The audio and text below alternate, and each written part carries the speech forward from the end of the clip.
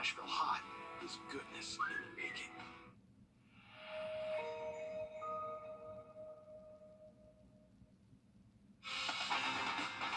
Live from Augusta, breaking news.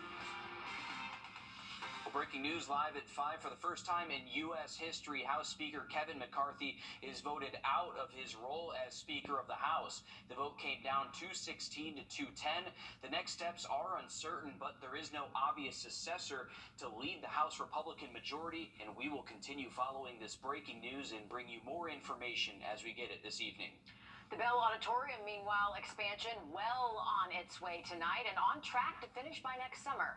That's what officials are telling us today, 3 months into the venue's $17.5 million expansion. And today we're showing you the first look from inside the auditorium since all of this work began. As our Hallie Turner shows us, things are pointing toward the future.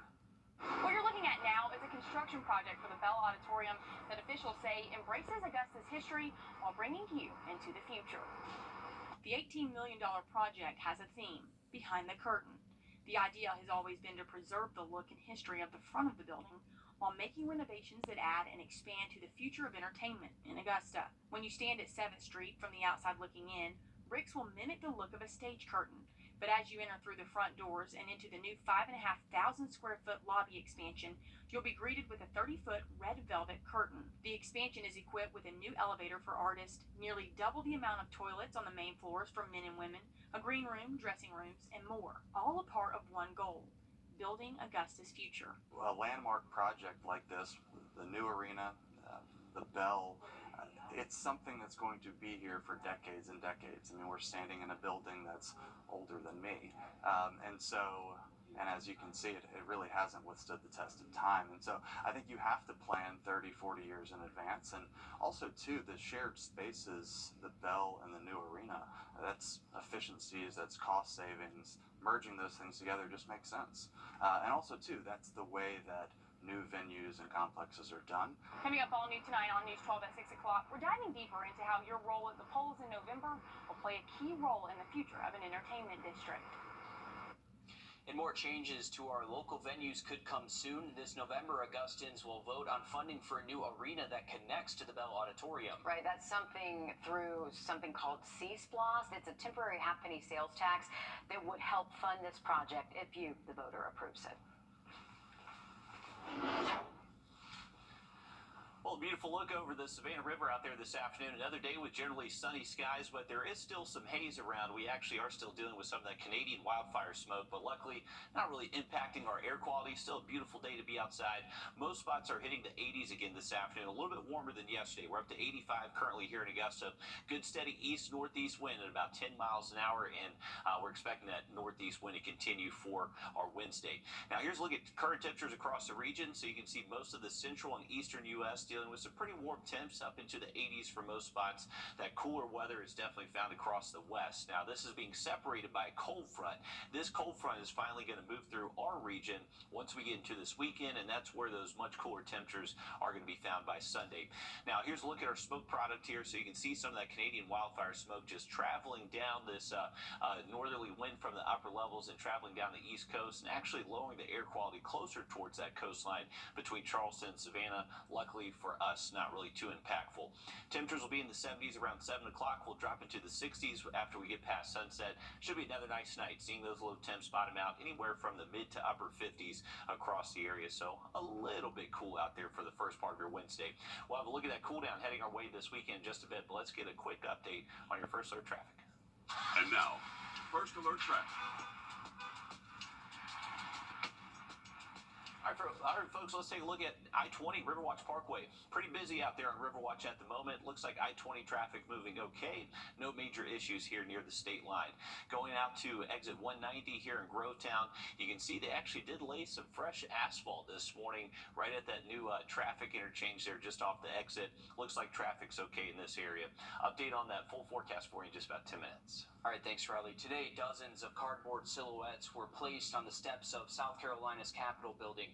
This is for the 26th silent witness domestic violence ceremony. Attorney General Alan Wilson called the names of 29 women and 7 men from across the state who lost their lives over the past year from domestic violence, in one silhouette representing unknown victims. Among the victims are 3 from our area. All 3 were killed in murder-suicides. Tomorrow, new data will come out detailing South Carolina's national ranking for violence against women. As of 2020, the Palmetto State was ranked 23rd in the nation. Over the past few years, the focus surrounding banning books has grown. Last year, Georgia passed legislation making it easier for parents of current students to challenge school books. The first week in October is Banned Book Week, and a growing number of bookstores are taking the lead to introduce readers to banned books, like Atlanta Vintage Books, for example, a decades-old local business that has banned book sections in its store, dedicated to bringing eyes to books deemed too inappropriate for kids. Some are classics, like Fahrenheit 451 and Catcher in the Rye, but some are newer. This is our banned bookshelf. People are always like, "You're kidding me, this book is banned?" And it's not just local bookshops taking up this charge. Bigger chain stores like Barnes & Noble also have sections devoted to banned books. And across the river in South Carolina, school districts are working to address an influx of book challenges. Now, Berkeley County Schools says one parent filed 93 book challenges, and in Beaufort County Schools, 2 parents filed nearly 100 challenges. These parents believe that the school offering or requiring students to read books with obscene language or action goes against the state's obscenity law. There are books of the same caliber that equally describe the innocence stolen from this girl. Why choose to expose them to this obscene and sexually explicit material? Why is it acceptable to make choices for my child? Choices I'm not included in, choices I do not agree with. For now, the school districts have decided to keep the books on library shelves while the challenges are considered. Well, state leaders believe a new law will make healthcare more accessible and affordable for South Carolinians. It repeals what's known as the Certificate of Need process, something more than a dozen other states had already done. Our State House reporter Mary Green explains how it works. For decades, if someone wanted to build or expand a hospital in South Carolina, or even if a facility wanted to purchase expensive medical equipment like an MRI machine, they had to get permission from the state through DHEC. Healthcare providers already in that area could then try to block those plans. This new law gets rid of that process. This is a tremendous day for patients all across the state of South Carolina. As a consequence of repealing Certificate of Need, they will have more choices. They will have lower costs. Governor Henry McMaster held a bill signing ceremony on Tuesday for the new law, for which most provisions are already in place and no longer require state approval. That includes building new ambulatory surgery centers and doctors' offices, repealing equipment caps for hospitals, and moving a hospital to a new facility in the same county as its current one, without increasing the number of beds. It also allows new hospitals to be built in the counties that currently don't have one without needing DHEC sign-off. The law temporarily keeps in place the current approval requirement to build new hospitals in counties that already have them, but that will also be repealed in January of 2027. There are opportunities which will be available to physicians and others throughout the state to increase medical care. You know, for your cardiologist or for an orthopedic surgeon to be able to invest in freestanding centers, to be able to order tests through systems that they are able to control, maximize the productivity. I think it's very obvious it will increase care. The governor officially signed this into law in mid-May. Since then, plans have already started moving forward in some parts of South Carolina to build new hospitals. Reporting from the State House, I'm Mary Green. Nursing homes that want to build or expand do have to get state permission. That requirement does remain in place because of federal regulations surrounding nursing homes. Well, you've likely heard his name, but do you know his legacy? Just ahead, how A.R. Johnson Magnet School is honoring its namesake. Riley? And temperatures are comfortable and seasonal the next couple of days, but we're actually going to drop things below average for us later this weekend. We'll have a look at it just after the break. Time and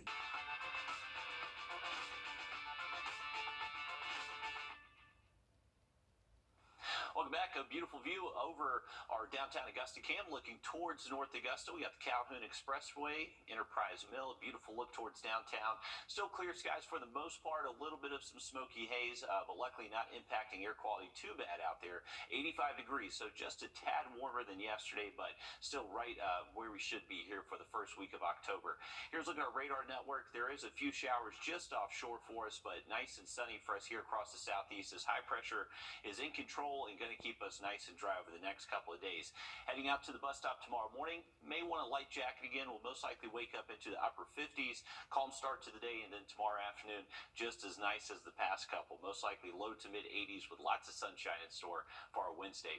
Live look from our Thurman Dam cam. You can see that we have clear skies there, and if you are going to be heading up towards the lake or maybe staying along the Savannah River, we have nice weather expected up there over the next couple of days. Here's our lake forecast for you. So Wednesday, high temp near 80. Thursday, most likely just a degree warmer for you. That wind direction does not change, though. We're going to stay steady with the northeast wind between 5 to 10. Lake temps right now in the upper 70s and likely hover in the upper 70s over the next couple of days. But by this weekend, once we do cool things off a little bit, expect that lake temperature to drop off. Here's a look at our next 5 days. So high temps mid 80s through at least Friday afternoon. Once we get into the weekend, though, we see that a gradual decline. And by Sunday and Monday of next week look to be the coolest we'll see over the next 7, with high temps close to 70 degrees. All going to be thanks to a dip in our jet stream heading our way. So here's our setup right now. We have a little upper level ridge just kind of building across the eastern U.S. So that's keeping our temperature seasonal, maybe a degree or two warmer than average. This is going to be our trough, though. This is what's going to be swinging in by later this weekend, and that's where our drop in temperatures is going to be coming in from. So that appears to most likely show up Sunday and stick around even a couple days early next week. How about this? Low temps early Sunday, heading off to those early services, should be in the mid 40s for us. So a relatively cool start. Definitely going to need that jacket if you're going to be up early. And here's a look at other spots across the region. So this is Sunday morning. Once again, mid to upper 40s if you're in the central northern CS area. Most likely lower 50s if you're going to be south of Augusta, but still a little bit cool out there if you're going to be up early. Here's a look at that 7-day forecast. So just a few clouds showing up Friday into Saturday, but staying mostly dry the next 7 days. And then once again, a much cooler outlook Saturday through early next week. All right, thank you, Riley. Augusta's City Walk features monuments dedicated to African Americans who made significant contributions to our community. The newest monument was unveiled today in front of A.R. Johnson Magnet School and honors the school's namesake. Our Maria Sellers has the details. What started as curiosity among the students at A.R. Johnson Magnet School, the students came to me and they said, we can't Google who is A.R. Johnson, who is the namesake of the school. So I did a little bit of research and they were absolutely right. Turned into this.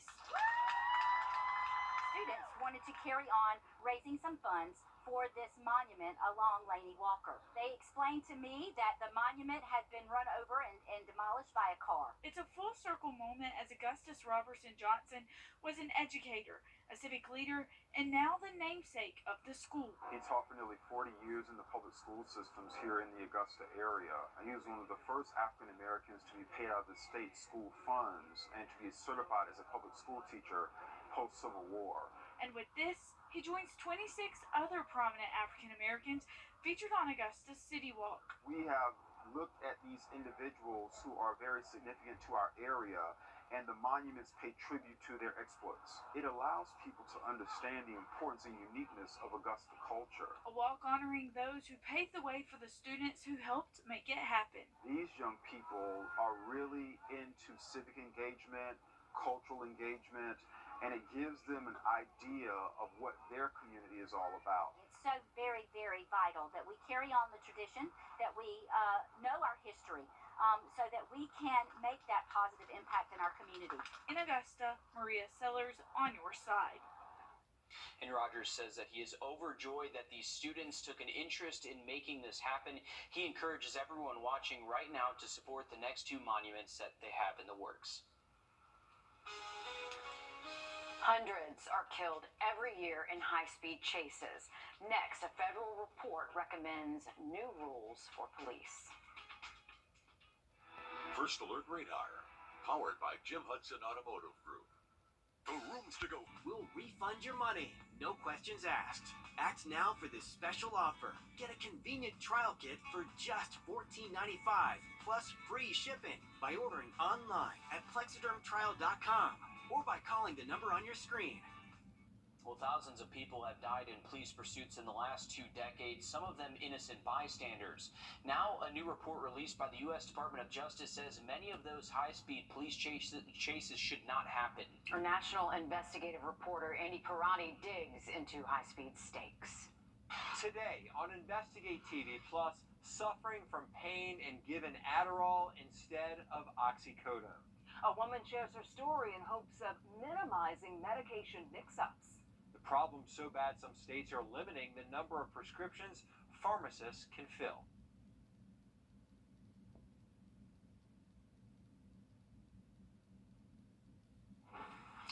Well, that was the wrong story there, but high-speed pursuits have been increasing over the last 20 years, as Andy described in his story. And according to Trooper, the personnel file that was in that story, he did not face any disciplinary action when all of this happened. It was about a pursuit that happened in Atlanta. But coming up tonight, all new on News 12 at 6 o'clock, we have more information about the Richmond County Sheriff's Office and how they handle high-speed pursuits. Our I-team has been looking into this for almost a year now. We brought you a story earlier this year about how we uncovered details about how a local mother of 2 was killed.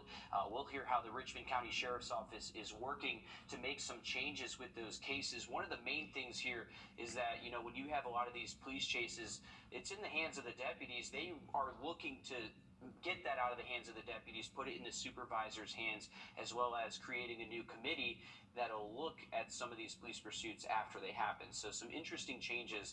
You know, there's so many innocent bystanders that get injured from this, whether they're in a vehicle or not in a vehicle. So it's a conversation that has needed to happen for a long time. Unfortunately, a lot of people have been hurt or killed as a result of some of these chases. So Absolutely. It is good that these changes are coming to light. Absolutely. And again, that story coming up at 6 o'clock. Check this out. A UGA pianist video going viral after he says he caught a woman harassing him on camera. Okay, he was performing in the streets of Athens when he says a woman pushed down his keyboard, yeah, you saw that there, and allegedly stole tip money from his jar. Well, that video on TikTok has been viewed nearly 4 million times. Police have since identified that woman, and she has been charged with theft and criminal interference with property. The UGA student says the woman has since called him and apologized. Sorry about my behavior. I didn't mean to mess up your performance. And then she says that she didn't steal. I actually accepted the apology. You need to know that actions have consequences, that she needs to own up to what she did. Since that video went viral, the student says he's seen an influx of support, including from the likes of Charlie Puth and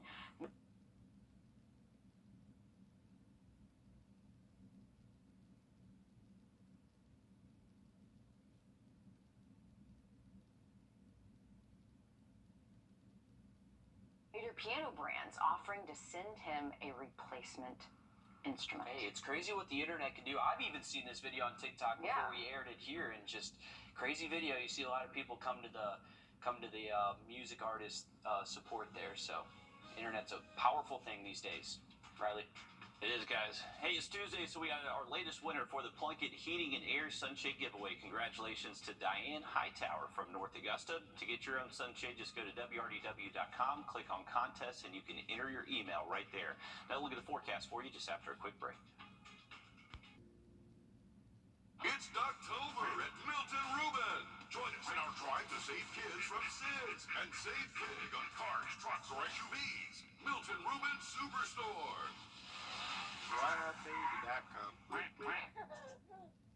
Well, today the USC Aiken women's basketball team made a stop at Douglas Elementary School in Trenton to teach kids some important life lessons out there. Like good sportsmanship and responsibility. Our Taylor Martin shows us how it went.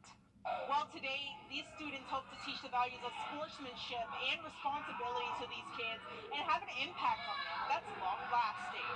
As a kid, being a college athlete was definitely one of my biggest goals. Now, as she lives out her goal, USC Aiken basketball player Serena Baker gets to instill hope into future generations as she reads a book to them and plays basketball with them and the whole team. I hope the kids learn that they really can do anything they set their mind to. I think kids these days don't really realize the impact they can make.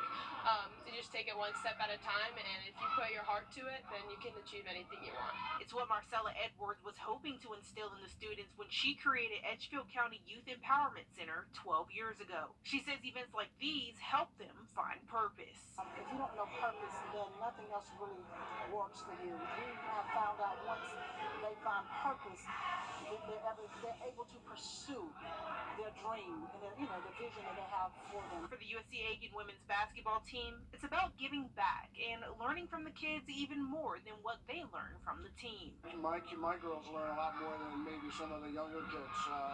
Just they forget they were once at that point in stage and somebody said something to them to inspire them. Teaching them they can be and do anything they set their mind to. If we could just touch one person, one little thing touching one person, I think it's well worth it. If you'd like to get involved in this program, we'll have more information on our website, wrdw.com. Reporting in Edgefield County, Taylor Martin on your side. Something those girls will never forget.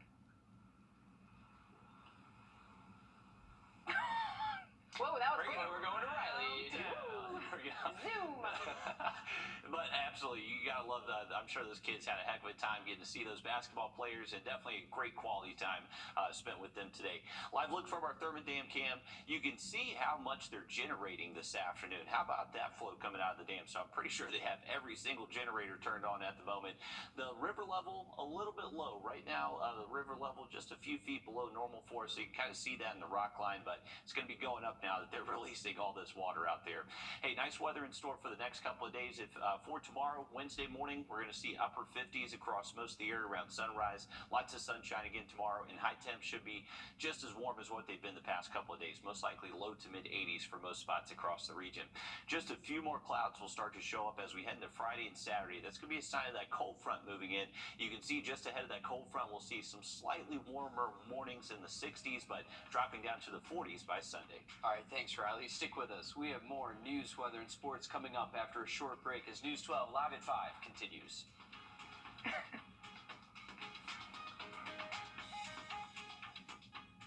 This is not you. It's not me. Real people, real problems, real life solutions. Investigate TV Plus. After a car wreck,